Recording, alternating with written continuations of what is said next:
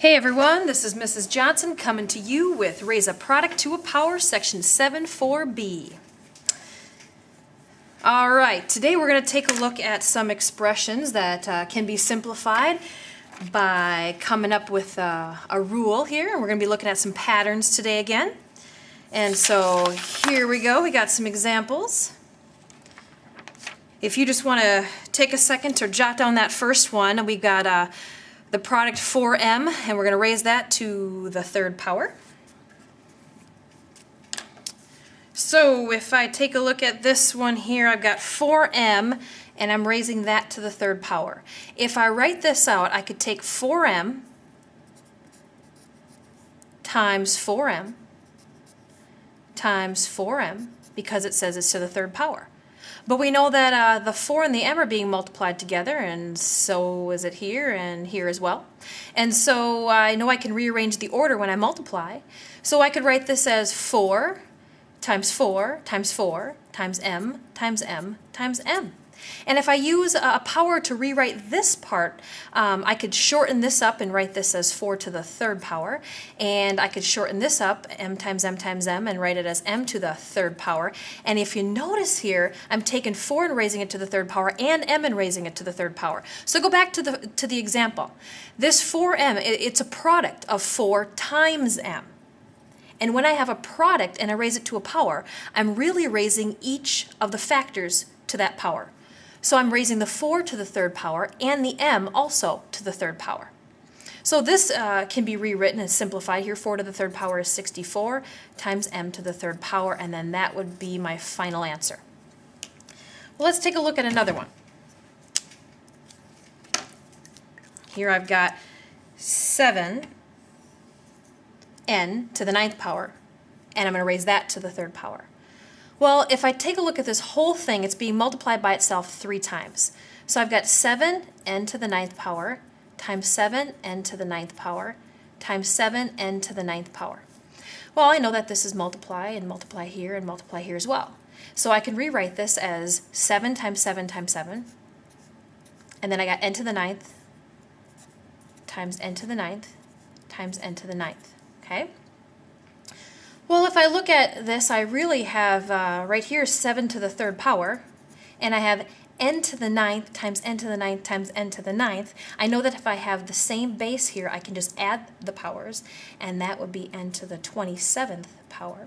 So let's go back to the expression here.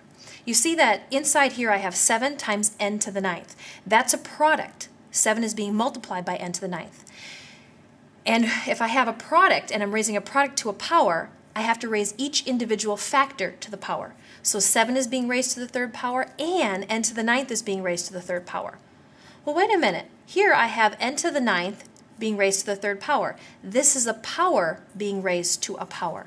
And we learned the other day that we can just multiply there. So 9 times 7, that's how I got the 27. And then 7 is also being taken to the third power. So this could be simplified to 343, because that's 7 cubed, times n to the 27th power. And there we have it. Okay?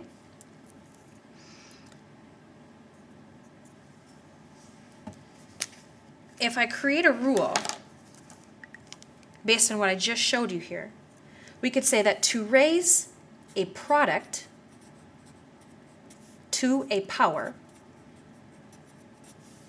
we would want to raise each factor to the power, just like I showed you here, m to the third power and 4 to the third power, n to the ninth to the third power, and 7 to the third power. Each of the factors gets raised to the power.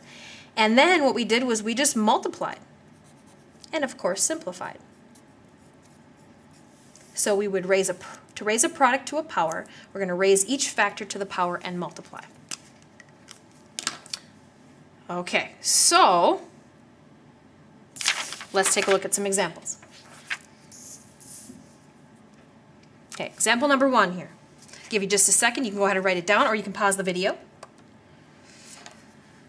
So let's simplify.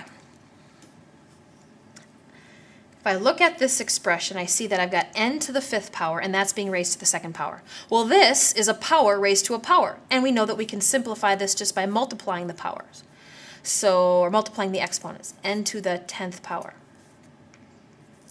Now over here, I have a product, 4 times m times n to the second power, negative second power. I have all this is a product, I'm raising that product to the power of 3.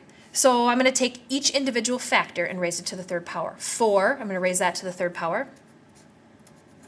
And the m is going to get raised to the third power. And the n to the negative second also has to be raised to the third power. But because this is a power already, and I'm raising it to another power, I'm going to use that rule from the other day where I multiply. N to the negative 6th. Now all of these are stuck together with invisible operations, multiplication. So now I'm going to look and see if I can simplify. Okay, well here 4 to the third power, that's 4 times 4 times 4, which is 64. And I have, I want to write the variables here in alphabetical order, so m would come first, m to the third. And then I have n to the 10th times n to the negative 6th. Because they both have the same base, we can just add the exponents. And 10 plus negative 6 is n to the 4th. And because I have positive exponents, I am done. Pretty cool that we took this whole thing right here, this whole expression, and we simplified it to just that. Let's look at number 2. Go ahead and write it down.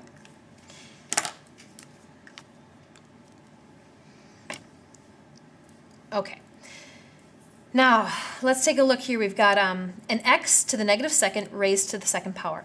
So I have a power raised to another power. I can simplify that by multiplying the powers. X to the negative 4th. Then, inside here, I have a product, 3 times x times y to the 5th power. I have this product all raised to the 4th power. So I need to take each factor and raise it to the 4th power. 3 to the 4th power. The x is going to get raised to the 4th power. And also the y to the 5th power gets raised to the 4th power. Well, hey, this is already a power, this part right here. And I'm taking this power and I'm raising it to another power. So I can just follow that rule from the other day where I multiply the exponents. Okay, all of this is getting multiplied together. So it looks like we got 3 to the 4th power, and that's 3 times 3 times 3 times 3, which is 81. And then we want the x's first because we want alphabetical order. So it looks like, oh boy, we've got, if we add the exponents, that's 0, x to the 0.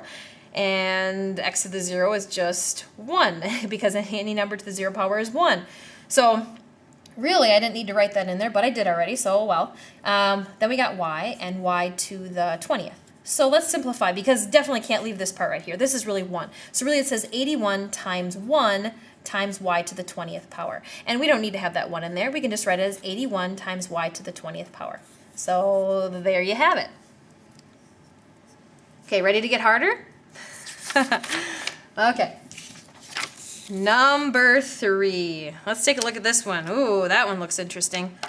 Okay, go ahead and take a second to write it down. All right, so looks like, oh cool, here we've got just a power taken to another power, and now here we have a product, 3 times c, taken to a power. So this one's easier. Let's try this one first. Our power taken to another power, we're going to use the multiply rule. This is c to the 6th. Then in here I have this entire product, 3 times c, so both factors taken to the 4th power. 3 is going to get taken to the 4th power. And we also have the c to the 5th power. That's got to be taken to the 4th power. Well, this is a power, and we're going to take it to another power, so I can use the multiply rule. C to the 20th. And so I have 3 to the 4th times c to the 20th times c to the 6th. Well, because these two are the same base, I can just add the exponents. And 3 to the 4th power, again, was 81. And then I had a c to the 26th power. Isn't this cool? We started with all of this right here, and we end up with just that. Pretty cool. Okay, next one and last one.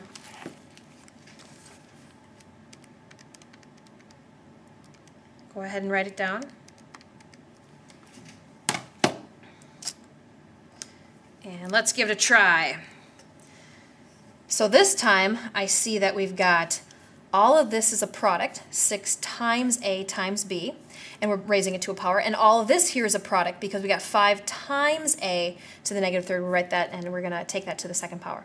So First one, we got to take each one of these individual factors, raise it to the third power. 6 to the third power, and we've got A, we're going to raise that to the third power, and we got B, and we're going to raise that to the third power. Then we're going to multiply that by 5. We're going to take the 5 and raise it to the second power. And the A to the negative third to the second power. Here, right here, we have a power raised to another power. So I can use the multiply rule. A, and that'd be to the negative 6th power. So all of these are being multiplied. Okay.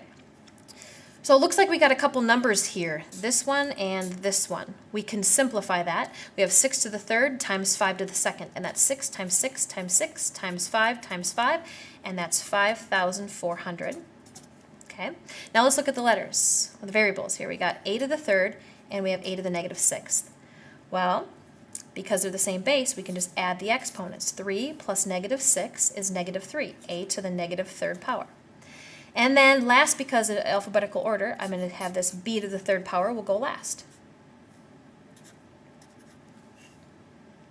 Okay.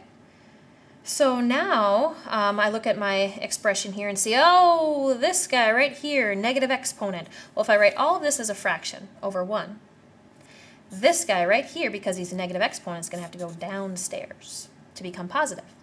So my final answer here can be written as 5,400. And the b to the third gets to stay upstairs because it's positive, but the a to the negative third will go downstairs and become a positive exponent. So here is my final answer. Pretty sweet, huh? All of that written just like that. All right, now I want you to give it a try. You're going to be opening up to your textbook, and you are going to be looking at page 437. I'd like you to try number 22 to 37. All right, thanks for joining me today. I'll see you later.